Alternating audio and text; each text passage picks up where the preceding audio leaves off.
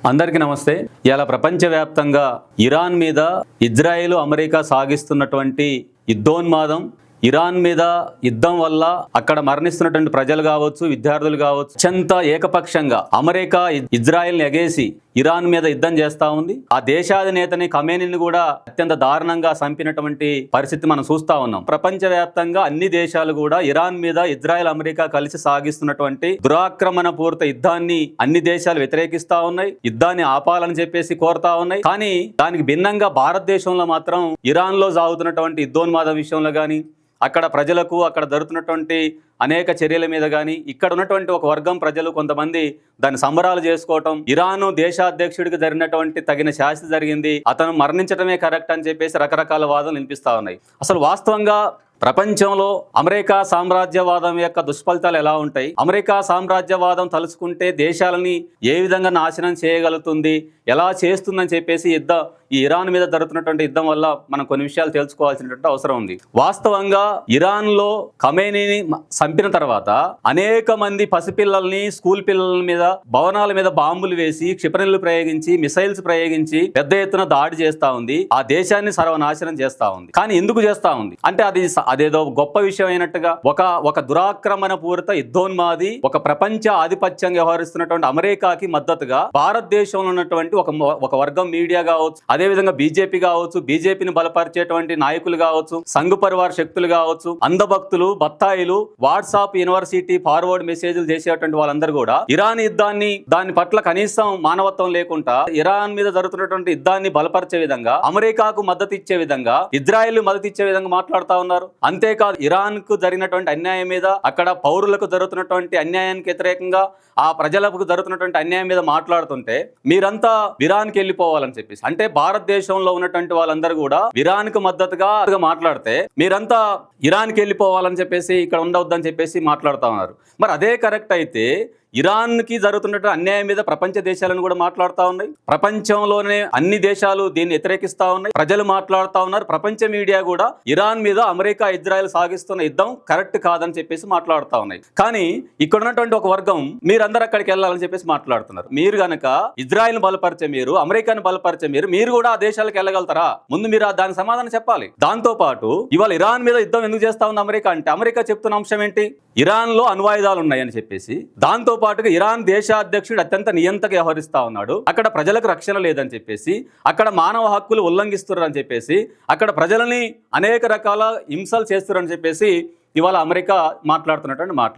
కానీ అది వాస్తవంగా అదేనా? ఒకవేళ ఇరాన్ లోనే ఆ పరిస్థితులే ఉంటే అక్కడ ప్రజలు దానికి వ్యతిరేకంగా మాట్లాడాలి, ప్రజలు అక్కడ తెలుసుకోవాల్సినటువంటి అవసరం ఖచ్చితంగా జరుగుతుంది. కానీ ఇరాన్ లో ఉన్నటువంటి పరిణామాలను ఆధారంగా చేసుకొని అంతర్జాతీయ న్యాయ చట్టాలకు విరుద్ధంగా ఇవాళ నేను జోక్యం చేసుకుంటా, నాకు హక్కు ఉందని చెప్పేసి అమెరికాకు మాట్లాడే హక్కు ఎవరిచ్చారు అసలు? ఇవాళ ఇరాన్ లో దురాక్రమణ పూరితంగా ఆ దేశం మీద పడి అక్కడ ఉన్నటువంటి సమస్యలను సాకుగా చూపెట్టి, నేను ఆ దేశం మీద పెత్తనం చెలాయిస్తా, ఆ దేశాన్ని నేను ఆక్రమించుకుంటా అని చెప్పేసేటువంటి మాట్లాడే నైతిక రాత అమెరికాకి ఎవరిచ్చారు? ట్రంప్కి ఎవరిచ్చారు? కాబట్టి దాన్ని మనం ఖచ్చితంగా వ్యతిరేకించాల్సినటువంటి అవసరం ఉంది.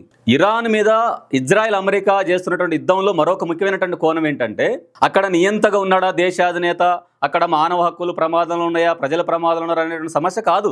ఇవాళ దానికి మద్దతుగా ఇరాన్ మీద యుద్ధం చేయడం కరెక్టే అని చెప్పేసి మాట్లాడుతున్నటువంటి వాళ్ళు తప్పుడు ప్రచారాలు చేస్తూ ఉన్నారు. కానీ అక్కడ ప్రజలు దానికి తెలుసుకునేటువంటి అవకాశం ఉంది. అక్కడ ప్రజలు దాన్ని మాట్లాడాలి. ఒక దేశంలో ఉండేటువంటి అంతర్గత విషయాల్లో దురాక్రమణ పూరితంగా జోక్యం చేసుకున్నటువంటి ఆ హక్కు గానీ ఆ అమెరికాకు లేదు. కానీ ఎందుకు జరుగుతుంది? ఇరాన్ మీద అమెరికా, ఇజ్రాయెల్ సాగిస్తున్నటువంటి యుద్ధానికి ముఖ్యమైన కారణం ఏంటంటే, అక్కడ నియంతగా ఉన్నటువంటి దేశాధ్యక్షుడి పాలన కాదు. ఇరాన్ లో ముఖ్యమైనటువంటి ఆయిల్ అక్కడ ఉన్నది. ఆ ఆయిల్ మీద అమెరికా ఆధిపత్యం కావాలి. ఎందుకని? అమెరికా సామ్రాజ్యవాదాన్ని వ్యతిరేకించి గట్టిగా నిలబడుతున్న దాంట్లో ఆ దేశాలలో ఇరాన్ దేశం ప్రధానంగా ఉన్నది. గల్ఫ్ దేశాలు, పశ్చిమాసియా దేశాలలో అమెరికా సామ్రాజ్యవాదాన్ని గట్టిగా వ్యతిరేకించే దాంట్లో, అమెరికా సామ్రాజ్యవాదం యొక్క దుర్మార్గాలకు వ్యతిరేకంగా నిలబడి మాట్లాడటంలో, అదేవిధంగా తన దేశంలో ఉన్నటువంటి ఆయిల్ నిలవలని ఆ దేశ ప్రయోజనాలకు వాడుకునే విషయంలో గానీ, లేదంటే ఇతర అనేక ప్రపంచ దేశాలకు, అభివృద్ధి చెందినటువంటి దేశాలకు ఆయిల్ సరఫరాలో ఇవాళ అక్కడ ఉన్నటువంటి ఇరాన్ అత్యంత ప్రముఖంగా ఉన్నది. కాబట్టి ఆ ఇరాన్ మీద, ఆయిల్ మీద ఆధిపత్యం కావాలి అమెరికాకు. అందుకనే ఒకవేళ నిజంగానే అణ్వాయుధాలే ఉన్నాయనేది కరెక్ట్ అయితే అణ్వాయుధాలున్నా మరొకటి ఉన్నా ఇంకొకటి ఉన్నా నువ్వు జోక్యం చేసుకునేటువంటి నైతిక అర్హత అమెరికాకు లేదు. మరి ఇవాళ ప్రపంచవ్యాప్తంగా అనేక దేశాల్లో అణ్వాయుధాలు ఉన్నాయి. భారతదేశానికి అత్యంత శత్రు దేశం పాకిస్తాన్, కానీ పాకిస్తాన్ దగ్గర అణ్వాయుధాలు ఉన్నాయి. ఇతర మరికొన్ని దేశాల్లో అణ్వాయుధాలు ఉన్నాయి. అంటే అమెరికా చెప్పేది ఎట్టుందంటే, ఉంటే గింటే ఆయుధాలు నా దగ్గర ఉండాలి, ఆధిపత్యం నా దగ్గర ఉండాలి, ప్రపంచం మీద నాదే పెత్తనం చెలాయించాలి, ప్రపంచ దేశాలన్నీ నేను చెప్పినట్టే వినాలి, నా మాటే వినాలని చెప్పేసి ఏకపక్షంగా అమెరికా మాట్లాడుతుంది. ఒకవేళ అణ్వాయుధాలు ఉన్నాయనే పేరుతోటి గనక నువ్వు దాడి చేయాల్సి వచ్చినా నీకు ఆ నైతిక అర్హత లేదు. ఇవాళ అణ్వాయుధాలు ఉన్న దేశాల మీద మరి దాడులు చేయాలి కదా, ఎందుకు చేయటం లేదు? అంటే అమెరికాని వ్యతిరేకించే దాంట్లో, అమెరికా సామ్రాజ్యవాదానికి నికరంగా నిలబడి మాట్లాడుతున్న దాంట్లో ప్రపంచవ్యాప్తంగా అనేక చైనా లాంటి, రష్యా లాంటి, భారత్ లాంటి దేశాలకు ఆయిల్ సరఫరా చేస్తూ ఉన్నటువంటి దేశం ఇరాన్ ని ఏదో రకంగా చేజిక్కించుకోవాలి, ఇరాన్ లో తప్పుడు వాతావరణం సృష్టించాలి, ఇరాన్ దేశ ప్రజలకు వ్యతిరేకంగా ఉందని చెప్పేసి ఒక తప్పుడు వాదాన్ని ప్రచారం చేయాలి.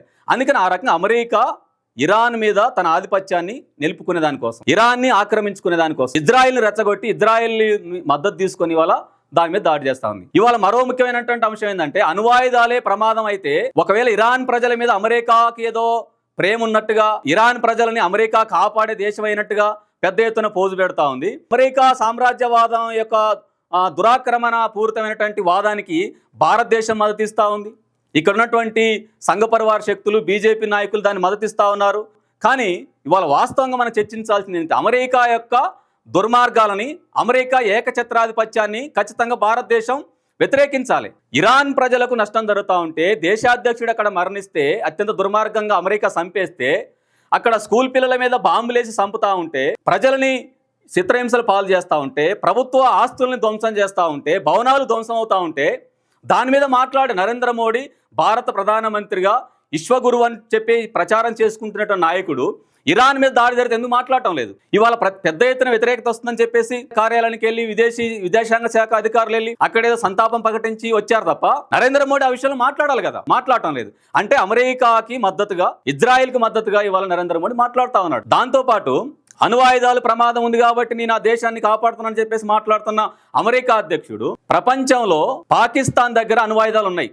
వాళ్ళు ఏం చెప్పారు? పాకిస్తాన్ లో ఉన్నటువంటి ఒక విదేశాంగ శాఖ మంత్రి అమెరికా గడ్డ మీదకి వెళ్ళి, మా దగ్గర ఉన్నటువంటి అణ్వాయుధాలతోటి మేము సగం ప్రపంచాన్ని నాశనం చేయగలం అని చెప్పేసి అక్కడ ప్రకటించాడు కదా. పాకిస్తాన్ మీద ఎందుకు యుద్ధం చేయటం లేదు? అణ్వాయుధాలు ఉన్నటువంటి ఇతర దేశాలు కూడా ఉన్నాయి కదా, ఆ దేశాల మీద ఎందుకు యుద్ధాలు చేయటంలే? కానీ ఉంటే గింటే ఆయుధాలు మా దగ్గర ఉండాలి, లేదంటే ఆయుధాలని మా దగ్గరే ఉంటాయి, మేము ఆయుధాలతోటి ప్రపంచాన్ని ఆక్రమించుకుంటాం అంటే ఇదే నీతి. ఒక దేశం దగ్గర ఆయుధాలు ఉంటాయా, ఉండవా, ఉండాలా అనేది ఆ దేశాల అంతర్గత సమస్యది. కానీ ఆయుధాల సాకుతోటి, అణ్వాయుధాలు ఉన్నాయనే పేరుతోటి నేను యుద్ధాలు చేస్తా, ఆక్రమించుకుంటా, దేశాలను నాశనం చేస్తా అంటే ఇది కుదరదు.